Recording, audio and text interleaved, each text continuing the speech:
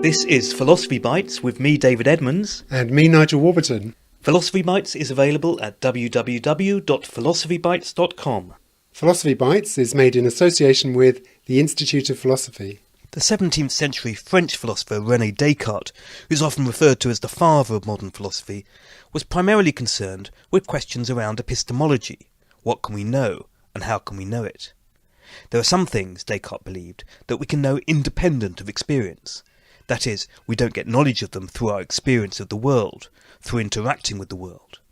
Intuitively, that sounds a bit odd, but Colin McGinn believes Descartes' position is very plausible, though for reasons Descartes himself didn't fully grasp. Colin McGinn, welcome to Philosophy Bites. I'm very glad to be here. The topic we're going to focus on today is Descartes and innate knowledge. Perhaps we could begin by just saying what you mean by innate.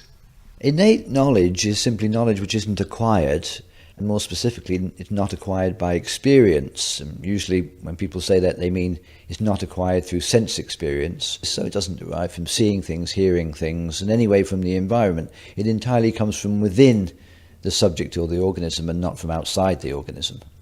Could you give an example of that? Well, it's controversial what is innate and what is not innate. The cases which most people have thought to be innate are usually things like knowledge of mathematics and logic. In those cases, it's hard to see what sense experiences could even produce that kind of knowledge. So ever since Plato going up to Leibniz, people have thought that the best candidates for innate knowledge would be so-called a priori knowledge which you have independently of experience. So it's knowledge which concerns the abstract world and not the world of sensory objects. But then people who think that in the case of knowledge of the empirical world, that knowledge must be entirely empirical, that is, it is derived from the senses and is not innate. So on one view, there's one kind of knowledge which is innate, that's knowledge of the abstract roughly. It can be morality, some people think, as well as logic and mathematics and other areas too. And then many people think that coexisting with that, you have knowledge of the empirical world, which is derived from the senses. So innate knowledge would be something like 2 + 3 = 5. You just know that innately. There's no need to go out and check it in the world by adding apples and pears together and getting 5 fruit. In contrast, if you want to know what colour pears are, you go and look. Exactly. So it looks very clear that you're not going to know what colour pears are, whether there's a table in this room and so forth, without actually having a look. Really, nobody's ever disputed that, so there's no nativist or innatist who's ever maintained that you know empirical matters of fact innately, that is at birth without experience. However, some nativists have supposed that the components of that knowledge, the concepts, are innate. So the concepts which are involved in knowing that a pear is green or whatever, those concepts might, at least some of them might be innate. Some people have thought the concepts of colours are innate. So where does René Descartes stand on questions about innate knowledge? Descartes thinks there's a tremendous amount of innate knowledge and of many different kinds. One of the things he agrees with Plato about is that our knowledge of geometry is innate. And he takes over from Plato the view that we never sense, say, a perfect triangle. We sense an imperfect triangle because no triangles in the empirical world are ever perfect. And those imperfect triangles elicit from the mind the innate concept of a perfect triangle. Also, very famously, Descartes thinks that the idea of God is innate. He thinks that the idea of God is a composite of the idea of eternity and perfection. Descartes argues that we could only ever have those ideas if God himself were the cause of them, because there's nothing which could be the cause of the ideas of perfection and infinity except something which was itself perfect and infinite. And so he thinks that from the fact that we have the idea of God, God must exist. And he thought that God puts into our mind the idea of God at birth. Descartes also thought that many psychological ideas are innate, so in the cogito, I think, therefore I am. He thinks the concept of the self is innate, and the concept of thinking is innate. He thinks the concept of causation is innate, and he even thinks that concepts of ordinary empirical properties of things, like colour and shape, are innate.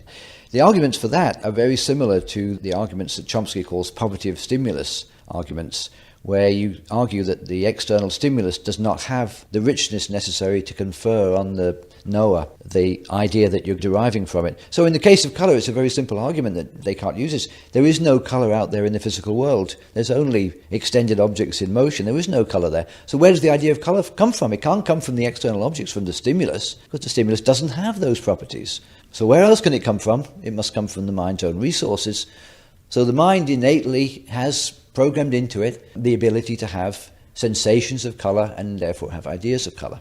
I can understand this notion that the perfect triangle is never seen in reality, but our mind is carried to it somehow by seeing imperfect triangles, the kind that we encounter. But the idea that colour is given in the mind seems counterintuitive at the very least. It does seem so. I think we have a very strong tendency to agree with Locke. See, Locke took it as more or less self-evident that what are called ideas of sensible qualities must be derived from the senses. Locke didn't even argue for that. He said it's evident to anybody that we get the idea of red by perceiving instances of red objects. Now, if I were to try to give an argument for Descartes' position, there is actually a very Cartesian argument, though it's not one that he ever uses, which I like, and it's that it's entirely logically possible for somebody to have sensations of red and ideas of red who's always been a brain in a vat. So imagine somebody whose brain is exactly the same as yours. You, of course, have seen red objects and square objects and objects in motion. But imagine some brain which is exactly like yours, down to the last detail, but since it's a brain in a vat, it's never perceived anything. Is it possible for such a brain to have sensations of red? Yes. Why? You just have to stimulate the right part of the brain. Now let's translate that into modern genetics. The idea would be this. The DNA, which is what forms the genes, must code for the structure of the brain. That means the visual centers of the brain must be already programmed into the genes. Those visual centers of the brain are such that if they're stimulated in the right way, essentially by electricity, then sensations will result. That stimulation, in normal cases, comes from external objects. But according to the brain in the vat, that's only contingent. The brain in the vat might be stimulated just by electrodes, and the crazy scientist who put it in, and the person who has that brain never actually sees red objects. Well, that doesn't prevent the brain in the vat from having these sensations any more than it would prevent the brain in a vat from having sensations of pain. Normally sensations of pain come from pins that stick in you and so forth, but if you stimulate somebody's brain in exactly the same area that those input nerves go into, they'll have a sensation as if they're being stuck by a pin, but there is no pin in there. So if you stimulate the visual areas of the brain concerned with colour, you will produce colour sensations, even though the stimulus is not itself a coloured object. Plato believed that all our knowledge was a kind of recollection, which kind of implies that it's pre-conscious and brought to consciousness. Is that more or less what you're saying Descartes believed? Exactly. The best and simplest way to understand the unconscious is its memory. Mental entities can exist in the mind, knowledge can exist in the mind in the form of memory. Plato thought that our innate knowledge did consist of memories, because he thought that before our birth we had direct experience of the forms, and we remembered this experience, but in an unconscious form, because our memories are always unconscious. And then what sense experience does is simply remind us of what we already know in the form of memory. It's not the only idea of unconscious knowledge, the idea of memory, but it's the clearest and most familiar example. The trouble with saying that it's memory, you see, is then you don't want to commit yourself to Plato's doctrine of anamnesis, where we had an immortal self, and before we were born we were directly in touch with the forms. You don't want to go into all of that. So you need to have a notion of knowledge which is like memory in being unconscious, but isn't actually a memory. I mean, it's not difficult for us to understand it these days because we live in a post-Darwinian world. So in that world, we've got the idea of instincts that animals have, and those instincts are programmed in by the genes, and they don't exist in the form of conscious thoughts or anything of that kind. And they're not memories of anything, but they are cognitive. Going back to the cogito, this argument that Descartes uses about the self, that the thing he can be most certain of is his own existence, because every time he has any kind of sensation, there must be a sensor, as it were, the I, at the heart of that. Is that an example of innate knowledge? It is an example of innate knowledge in two ways. First of all the ideas that compose that thought, so the idea of existence and the idea of the self, and even the idea of something being a certain way, I exist, I think, all of those are innate ideas, but also that proposition itself, the cogito, is something you can come to know without sense experience. So in the same way, Descartes thought that knowledge of a triangle, the essence of a triangle, that idea is innate, but we also know propositions concerning triangles. So basic Euclidean geometry is also known, as well as the ideas that compose that knowledge. It's different from the case of empirical knowledge. There, the ideas are innate, but the proposition is not known innately. Now, it's interesting to know what Descartes said, but does anything hang on this? Well, since Chomsky's writings beginning in the 60s, it became a very, very hot topic and still is. So you've got a lot of people out there today who call themselves nativists. It's a very thriving area of psychology. Steven Pinker advocates it, and very many other people do. So Descartes' legacy is very much alive, and people are now much more nativist. The doctrines of empiricism have been more or less abandoned by most mainstream psychology. So a lot hangs on it in terms of just how we think about the mind, and is it coherent and true to think that the mind has a lot of innate structure. Chomsky, of course, thinks that our knowledge of language, of universal grammar, is innate, so it's programmed into our genes. That's the foundation of his whole approach to language acquisition and the nature of linguistics and so on. So a lot hangs on it from that point of view. But of course you've got to consider the different ranges of knowledge. That's just one kind of innate knowledge. So if we're wondering about knowledge of mathematics, a lot of people today in psychology think that there are good arguments that knowledge of basic arithmetic is innate. A lot of people are now arguing that knowledge of morality is innate, and we don't derive that from the senses. Because how could we derive the notions of the good from the senses or the right? It's not perceptible. So we have to derive it from within our own nature. So a lot hangs on it from the point of view of these different areas and how we account in terms of theoretical psychology for what Chomsky always calls the final state of human knowledge. We're trying to explain how we get this rich system of knowledge from rather scanty data coming in through the senses, and we have to postulate that there's a rich prior state of the mind which explains all of this. So in terms of empirical psychology, it is actually very important. Traditionally, Cartesianism has been linked with this notion of the mind and the body, and Gilbert Ryle caricatured it as the myth of the ghost in the machine. But it sounds as if you're saying there's a different Cartesianism, which is entirely plausible. It's the Cartesianism of innate ideas. Yes, I mean, it's the Leibnizian Cartesianism, because Leibniz added the essential component to Descartes. Descartes didn't really realize that his doctrine of innate ideas presupposes that the mind is largely unconscious. In fact, Descartes' view appears to be, in the Meditations, that the essence of mind is conscious thinking. But that actually is in tension with his own doctrine of innate ideas, because those ideas are not cases of conscious thinking. Otherwise, we'd have to agree with Locke that the little baby is born consciously thinking about geometry, which is not plausible. So you've got to have the notion that this innate knowledge exists in an unconscious form. And this is the point that Leibniz brought out and showed why Locke was wrong in his critique of innateness. Leibniz was the first person really to introduce the cognitive unconscious well before Freud, because he realized it was necessary for the doctrine of innateness that we have that. So Descartes' doctrine is something which he himself didn't quite understand. So we all think that Descartes' view was the essence of the mind is consciousness, is the simple way it's put. He said it was thinking, but he meant conscious thinking.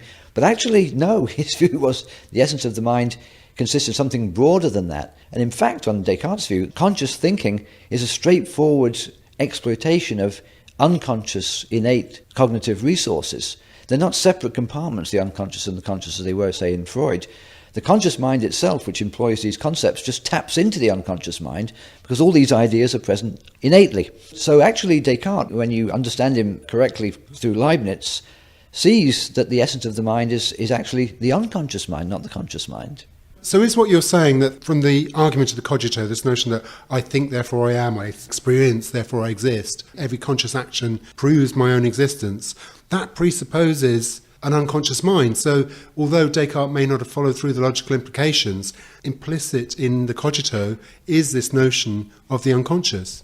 That's right. It's a necessary condition for having a conscious mind that you have an unconscious mind, because the only way you can have the concepts which exist in consciousness and so forth in the cogito is because you've already got those concepts inbuilt into you before any experience ever occurs. So the conscious mind is something built upon the unconscious mind. It couldn't exist without it. It's very interesting, once you realize this, to ask questions about, we normally nowadays realize that consciousness is a very difficult thing to understand. But I think myself, if you understand this correct view of innate ideas, the unconscious is also extremely difficult to understand. And I would put it in the following way. These innate ideas have to be understood platonically. That is, they're ideas of universals. We don't really have innate ideas of particulars. No innate idea of England, no innate idea of Prince Charles, nobody's born with those ideas. But we have knowledge of universals innately. Now, universals are very peculiar things. Ontologically, they're quite peculiar. So a question arises, how is it that the brain, and therefore, since the brain is determined by the genes, how did the genes manage to code for this apprehension of Platonic universals innately? So somehow little babies, or the fetus too at an early stage, the molecules that compose its brain somehow implicitly contain acquaintance with universals, as Russell puts it. That seems very problematic. How do we get this acquaintance with universals? We don't really understand how that works at all. So the unconscious mind is actually deeply mysterious. Colin McGinn, thank you very much. Thank you. That was an interesting discussion. There are now 2 Philosophy Bites books published by Oxford University Press, Philosophy Bites and Philosophy Bites Back. For more details, go to www.philosophybites.com.